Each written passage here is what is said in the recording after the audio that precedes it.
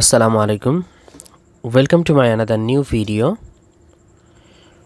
Today I will show you how to insert a table in Microsoft Word document 2013. So আজকে আমরা Microsoft Word document 2013 এ একটি table insert করা দেখব। চলুন তাহলে শুরু করা যাক। ফার্স্টে আমরা মেনু থেকে ইনসার্ট মেনুতে যাব। দেন ইনসার্ট মেনুর একদম নিচেই আছে টেবিল। সো এখান থেকে আমরা চাইলে কাস্টমাইজ করে অথবা এখান থেকে রো এবং কলাম সিলেক্ট করে টেবিল ইনসার্ট করতে পারবো।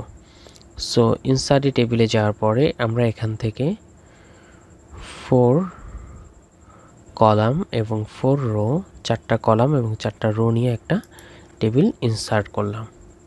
এটা একটা টেবিল ইনসার্ট হয়ে গেল।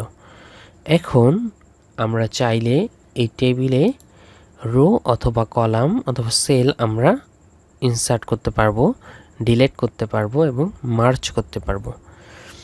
সো ফার্স্টেই আমরা দেখি যে এখানে আমাদের নিচে আরেকটি রো নিতে হবে বা ইনসার্ট করতে হবে। তাহলে আমরা কি করব, আমরা এখান থেকে যদি যে ট্যাব দেই, লাস্ট সেলে যে আমরা যদি ট্যাব ক্লিক করি তাহলে নিচে আরেকটি টেবিল রো ইনসার্ট হয়ে যাবে। সেমভাবে আমরা এই সেলে যদি কার্সার রেখে ট্যাবে প্রেস করি, নিচে কিন্তু দেখুন আরেকটি রো ইনসার্ট হয়ে যাচ্ছে। এছাড়াও আমরা যদি এই যে রো এর লাস্টে কার্সার রেখে ইন্টার প্রেস করি তাহলে কিন্তু আরেকটা রো ইনসার্ট হবে। এটা আরেকটা পদ্ধতি। এরপর আমরা যদি কলাম ইনসার্ট করতে চাই তাহলে ফার্স্টে আমরা কলামটাকে সিলেক্ট করলাম, দেন এখানে রাইট বাটন ক্লিক করব, দেন ইনসার্টে যাব। এখন এখানে দেখুন insert column two the left.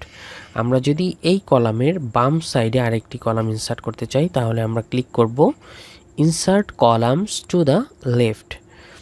Then আমরা যদি রাইট সাইডে এই যে কলামটা আমরা সিলেক্ট করেছি, এই সিলেক্ট করা কলামের রাইট সাইডে যদি আমরা একটা কলাম ইনসার্ট করতে চাই তাহলে আমরা ক্লিক করব insert column to the right. So আমরা একটু দেখি, ফার্স্টে লেফটে আমরা কলাম ইনসার্ট করব, তাহলে এটাতে ক্লিক করলাম এবং দেখুন আমাদের লেফটে একটা কিন্তু কলাম ইনসার্ট হয়ে গিয়েছে।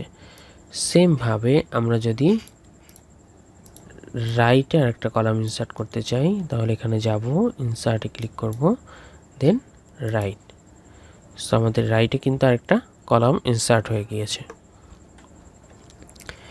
এবার আমরা যদি দেখি যে মার্জ, সো আমরা এই দুইটা সেলকে মার্জ করে একটা সেল তৈরি করতে পারি বা তিনটা সেল, একের অধিক যে কোনো সেল সিলেক্ট করে আমরা মার্জ করতে পারি। সো আমরা এই তিনটা সেলকে একটা সেল বানাবো। তাহলে প্রথমে সেলগুলোকে সিলেক্ট করব, করার পরে আমরা রাইট বাটনে যাব, যাওয়ার পরে মার্জ সেলে ক্লিক করব।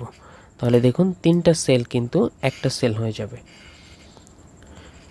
সো এটাই টেবিলের বেসিক কাজগুলো।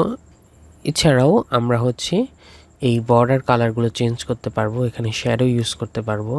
এখান থেকে যে টেবিল ডিজাইন আছে আমরা এই ডিজাইনগুলো এখান থেকে ইউজ করতে পারবো। এই যে দেখুন এখানে অনেক ডিফল্ট ডিজাইন দেওয়া আছে যেগুলো আমরা টেবিলে ইউজ করতে পারবো।